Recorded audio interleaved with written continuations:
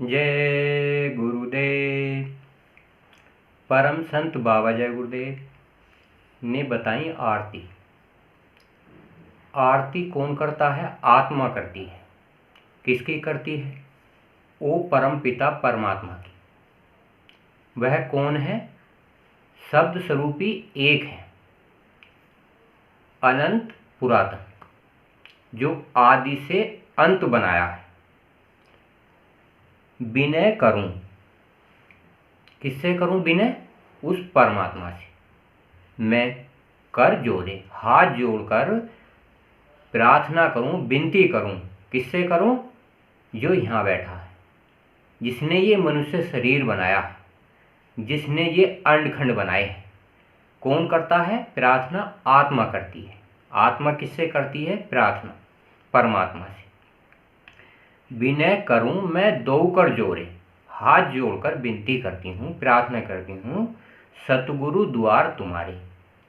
सत माने सत्य, गुरु माने गुरु, सत्य का गुरु, जिसने अंडखंड ब्रह्मांड बनाए हैं। क्यों? शब्द स्वरूपी है, आत्म स्वरूप है, मन का स्वरूप है, और वो इंसानी स्वरूप में आता है।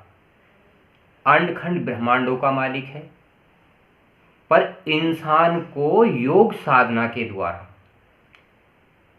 आत्मा, परमात्मा, शब्द और आनंद दिखाए जाते हैं।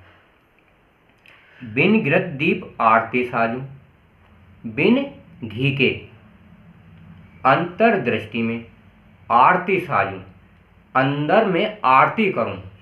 अंतर्दृष्टि में दो अखियन मझधारे, ये दो आंखें हैं, इनके मझधारे ज्योति स्वरूप जैसे निरंजन भगवान होते हैं। हाथ जोड़कर प्रार्थना करूं, विनती करूं अंतर्दृष्टि में। भाव सहित नित बैठ झरोके, भाव होना चाहिए। भाव बिन भक्ति नहीं है, भाव से भक्ति है।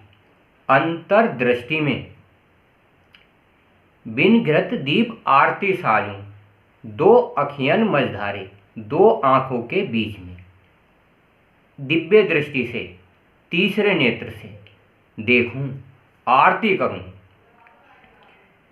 जो हत प्रीतम प्यारे, जो है अंडखंड का मालिक, प्रीतम है, आत्मा का प्रिय है, क्योंकि वो अंडखंड ब्रह्मांडों में रहता है।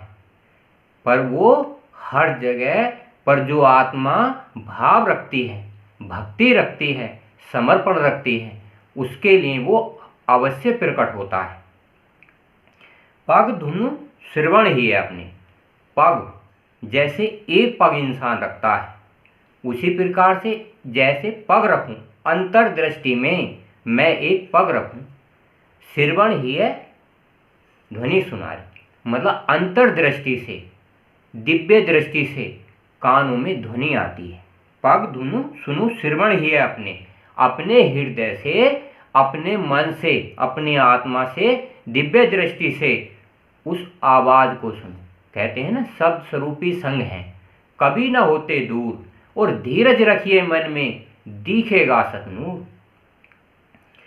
जागी सूरत, जो सूरत है, जय गुरुदेव बाबा जी ने नाम दान दिया।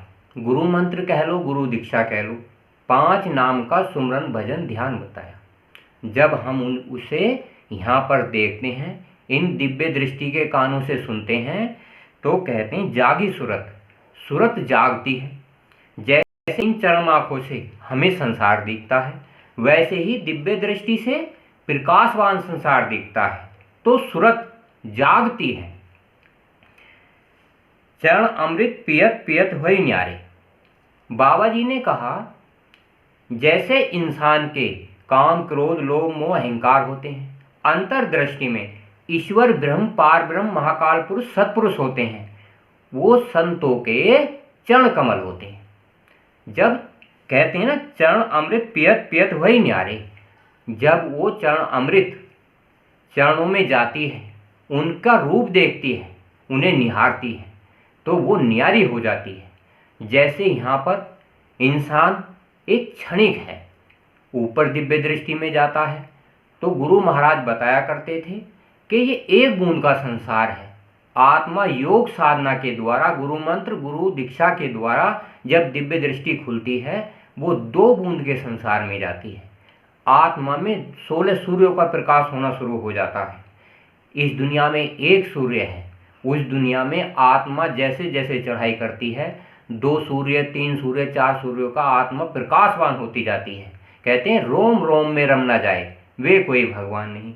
जब आत्मा, मनुष्य शरीर साधना करता है मन के द्वारा, तो अलख अनामी जिसने वो लोक बनाए हैं, वो अपने दिव्य दृष्टि के द्वारा दर्शन देता है। घंटा शंख मृदंग सारंगी बंसी बीन सुनारे। घंटा और शंख ये निरंजन भगवान की आवाज़ है। अंतर्दृष्टि में आत्मा सुनती है। लिंग लोक, सूक्ष्म लोक, कारण लोक दिखाई देते हैं जब हम उसकी आवाज़ सुनते हैं। आत्मा सुनती है, मन देखता है।